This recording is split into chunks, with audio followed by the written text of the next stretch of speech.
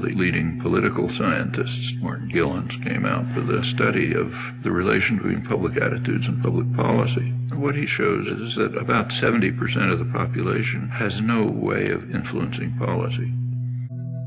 And the population knows it.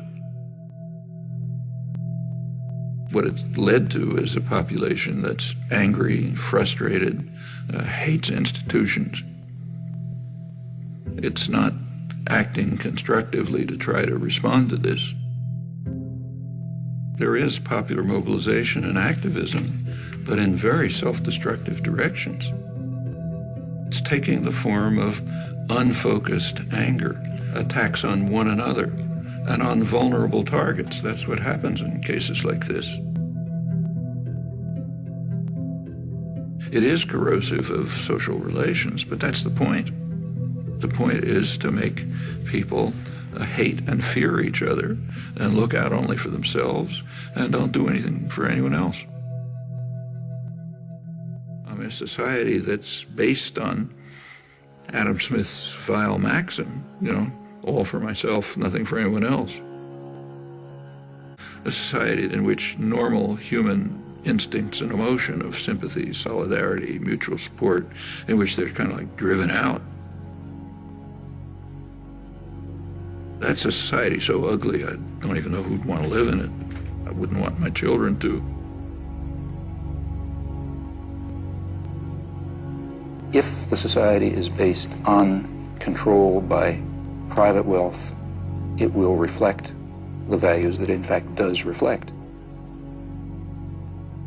The value that is greed and the desire to maximize personal gain at the expense of others. Now, any society, maybe a small society based on that principle is ugly, but it can survive. A global society based on that principle is headed for massive destruction. I don't think we're smart enough to design in any detail what a perfectly just and free society would be like. I think we can give some guidelines, and more significant, we can ask how we can progress in that direction. The leading social philosopher in the late 20th century, he argued that until all institutions, production, commerce, media, unless they're all under participatory democratic control, we will not have a functioning democratic society. A letra é M e a palavra é manipulação. O professor linguista e filósofo Noam Chomsky é um dos intelectuais mais respeitados do mundo e foi considerado o mais importante pensador da era contemporânea. Ele estudou, analisou e listou 10 estratégias de manipulação de massa que existem no mundo de hoje. Vamos a elas? Distração. Consiste em direcionar a nossa atenção para assuntos irrelevantes. Assim, nossas mentes ficam ocupadas. Esta técnica é indispensável para impedir as pessoas de se interessarem pelos conhecimentos essenciais e usam a inundação de informações para nos manter ocupados, sem tempo para pensar. Problema, reação, solução. Eles criam propositalmente um problema para que ocorra uma reação no público. Depois, eles mesmos propõem a solução. Esta técnica é utilizada para tomar decisões impopulares. Gradação. Outra das estratégias de manipulação para introduzir medidas que normalmente as pessoas não aceitariam.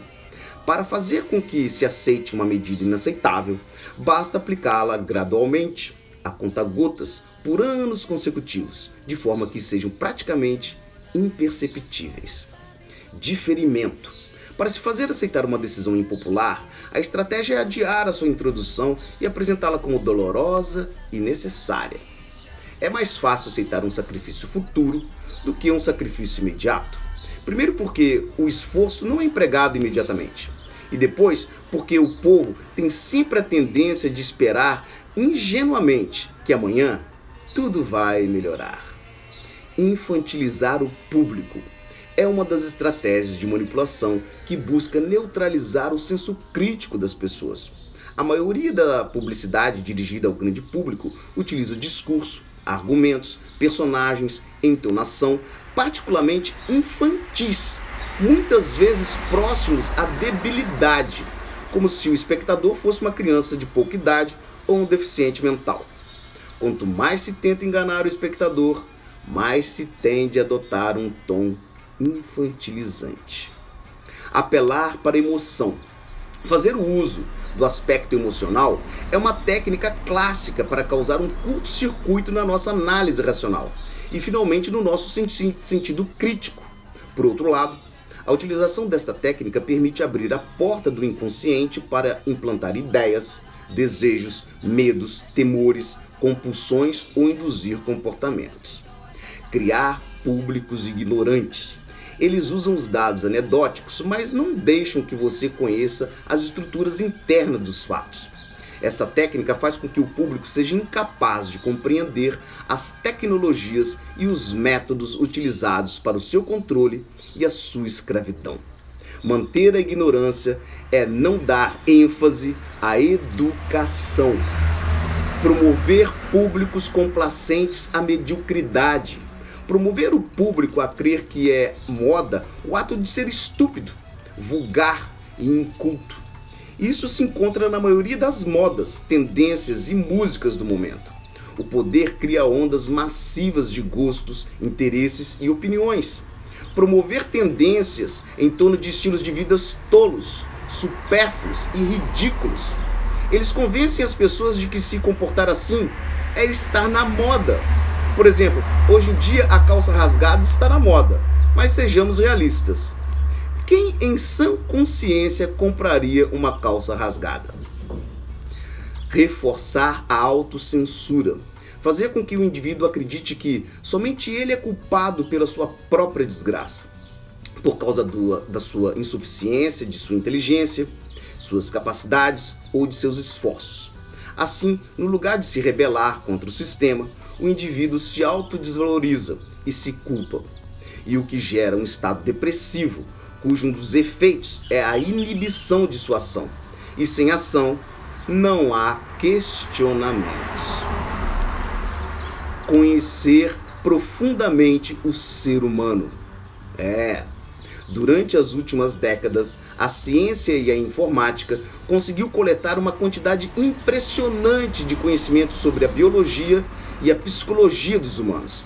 Graças a esses avanços, o sistema tem desfrutado de um conhecimento profundo da psique humana.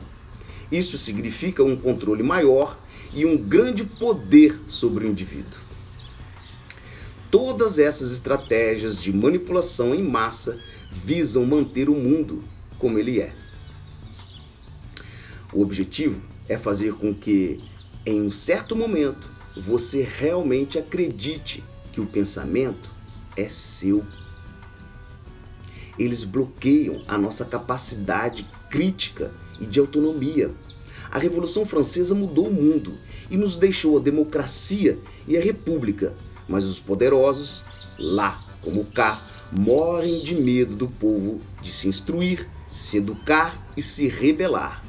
Por isso a educação é tão negligenciada e maltratada. Por isso o ataque às universidades e ao grande educador Paulo Freire. Paulo Freire foi considerado um dos maiores educadores do mundo. Ele desenvolveu um método revolucionário de educação, uma educação autônoma e libertadora. E você acredita mesmo que quem está no poder quer nos libertar? Sem educação, não chegaremos a lugar nenhum. Comenta a tua opinião comigo, curta ou não, mas transmita esse recado para quem precisa. To me, it seems very scary and Orwellian now that people are so focused in having these conversations, political dialogue on these online platforms, and these private companies can just silence you because they think that you might be in league with the enemy. Isn't that quite dystopian? There are serious things to say about Facebook and Google. One is that they are collecting huge amounts of data about everybody. Right now, as you know, this thing is pouring data into Facebook's and Google's accounts. They are using that.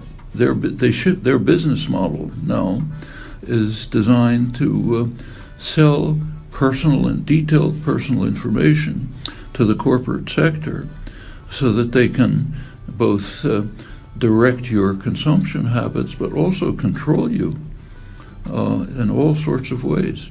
That's what one of the people who's written about this, Shoshana Zuboff, calls surveillance capitalism, which is a technique of domination and control, which is sort of aiming towards what's being done in China already. Okay.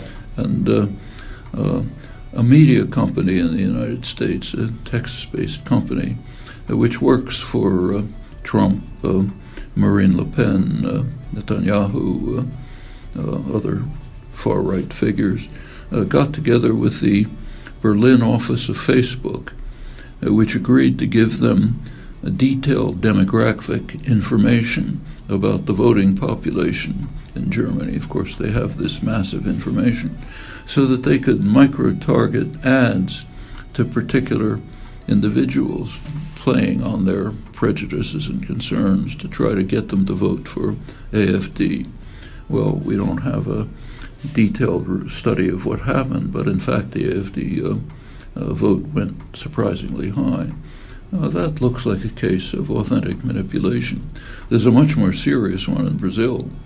Brazil, a really horrendous figure, the worst of all the authoritarian figures now plaguing the world, did succeed in getting elected by one of the means was imprisoning the likely victor, Lula da Silva, who was far ahead in the polls, imprisoning him for 25 years, essentially a death sentence, solitary confinement, not allowed to get print material, not allowed to make public statements, to try to silence him before the poll. This is done to me.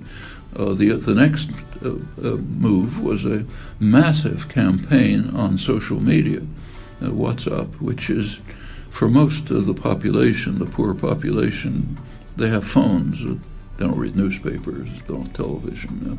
An incredible campaign of venomous lies and vilification, which is almost hard to believe when you see it, but it had an impact.